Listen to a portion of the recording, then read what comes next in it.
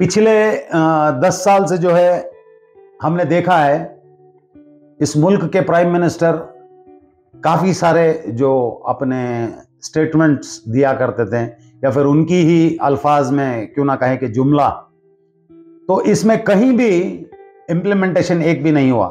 कहीं एक जगह हमने देखा कि 2022 तक 2022 तक हर उस शहरी के पास जिसके पास घर नहीं है, खास घर नहीं है, उसको जो है खास घर देने की बात नरेंद्र मोदी जी ने कही थी।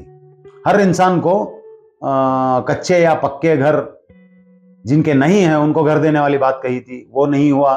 ठीक उसी तरह से 2 करोड़ नौकरियां देने की बात कही थी, वो भी नहीं हुआ। ऐसे अगर हम गिनते जाएं तो एक बहुत बड़ी लंबी फहरिस्त है जो सिर्फ बयानबाजी तक रह चुकी। उन बयानबाजियों को अब जब जो है लोग अवेयरनेस लोगों में आ गया है, महंगाई की मार है, कहीं गैस की बढ़ोतरी है, काफी सारे ऐसे काम हैं जो नहीं करना चाहिए था, जो लोगों के हित में नहीं थे। ऐसे कामों को जवाब देना मैं समझता हूं और सारी इस मुल्क की हर वो रियाया समझती है जो आज कॉन्स्टिट्यूशन को समझती है और समाज में जो चल रहा है उसकी नॉलेज रखने वालों को पता चल रहा है कि ये जो हुकूमत है, ये जो बीजेपी पार्टी की जो हुकूमत है, ये सिर्फ जुमलाबाजियों में लगी हुई है।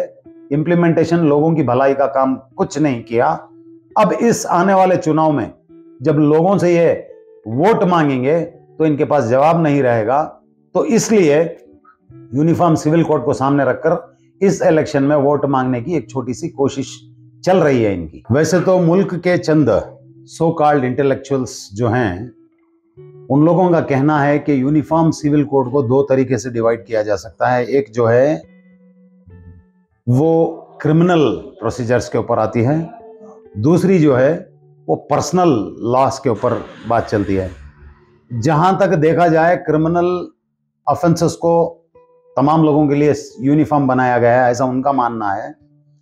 पर्सनल लोगों की अलग अलग कल्चर्स होती है, उनके कस्टम्स होते हैं, उन सब कस्टम्स को इकट्ठा करके कहीं एक जगह पर यूनिफॉर्म सिविल कोड लाने की बात कही जा रही है। इसमें एक सवाल उठता है, वो सवाल यह है कि कॉन्स्टिट्यूशन में 4 तरीके की डिवाइड की गई है।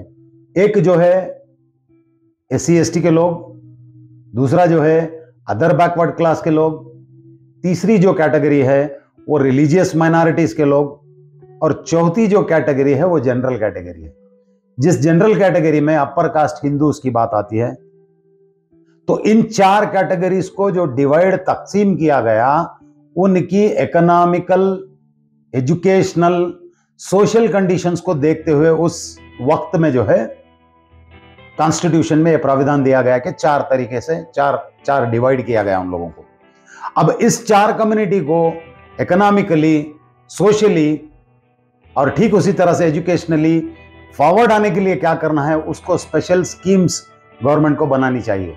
अगर ऐसी सूरत में यूनिफॉर्म सिविल कोड बनाया जाए तो SC ST के स्पेशल प्रिविलेजेस को छीनने की एक साजिश भी हो सकती है। अदर बैकवर्ड क्लास के काफी सारे दूसरे स्टेट्स में जो है अदर बैकवर्ड क्लास के लोगों को रिजर्वेशन है, उस रिजर्वेशन को जितनी भी सहूलतें, स्पेशल प्रिविलेजेस जिसको कहा गया है, उन तमाम स्पेशल प्रिविलेजेस को एक जगह इकट्ठा करके यूनिफॉर्म सिविल कोड अगर बनाया जाए तो SC ST OBC के साथ साथ रिलीजियस माइनॉरिटीज के जो आर्टिकल 29 और 30 के हिसाब से रिलीजियस माइनॉरिटी के जो इंस्टीट्यूशन बनाने का प्राविधान कॉन्स्टिट्यूशन में दिया गया है, इन सब चीजों को एक फुल स्टॉप लगाने की एक साजिश है। और हकीकत में अगर इस 4 डिवाइड कैटेगरी के हिसाब से अगर हम देखें, ऐसी सूरत में अगर यूनिफॉर्म सिविल कोड बनाया जाए तो वो सरासर अनकॉन्स्टिट्यूशनल रहेगा। कहीं सिर्फ मुसलमानों को और क्रिश्चियंस को टारगेट करते हुए यूनिफॉर्म सिविल कोड की सपोर्ट में बात करते हुए चंद इंटेलेक्चुअल्स जो साफरन एजेंडा की माइंडसेट रखने वाले लोग हैं, ऐसे लोगों का कहना है कि शरीयत यहां पर नाफिज करने की कोशिश की जा रही है। ये सरासर गैर गलत बात है। उनकी इंफॉर्मेशन को मुकम्मल हासिल करके अगर बात करें तो दुरुस्त है।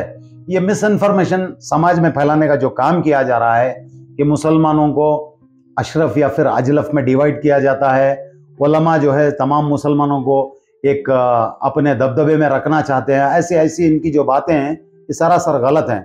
इस्लाम में जो है किसी के दर्जे को अगर देखना चाहे तो कुरान उसको क्लियरली वाज़े तौर पर बताता है, हम दर्जातुन इंदल्लाह, इसका क्या दर्जा है इसका बेहतर अल्लाह जानने वाले हैं। तो यहाँ हमारे में किसी को सब कास्ट या कास्ट वाइज देखा नहीं जाता, जबकि आप लोग ट्रिपल तलाक जब लागू किए, ट्रिपल तलाक की भी बात जो है कुरान में क्लियरली आप लोग जानते भी हैं।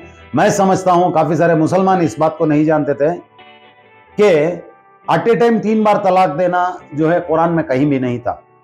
तो इस एतबार से आप जो डेवलपमेंट की बात करते हुए यूनिफॉर्म सिविल कोड लाने की बात कर रहे हैं, तो इस यूनिफॉर्म सिविल कोड में schedule caste, schedule tribe, other backward class के लोगों का क्या रोल रहेगा, उनको जो दिए गए स्पेशल प्रिविलेजेस का क्या उसका आप करेंगे, इन तमाम चीजों को आज सोसाइटी में जो कॉन्स्टिट्यूशन के फेवर में काम करने वाले इंटेलेक्चुअल्स हैं उनको भी इस बारे में बात करने की सख्त जरूरत है।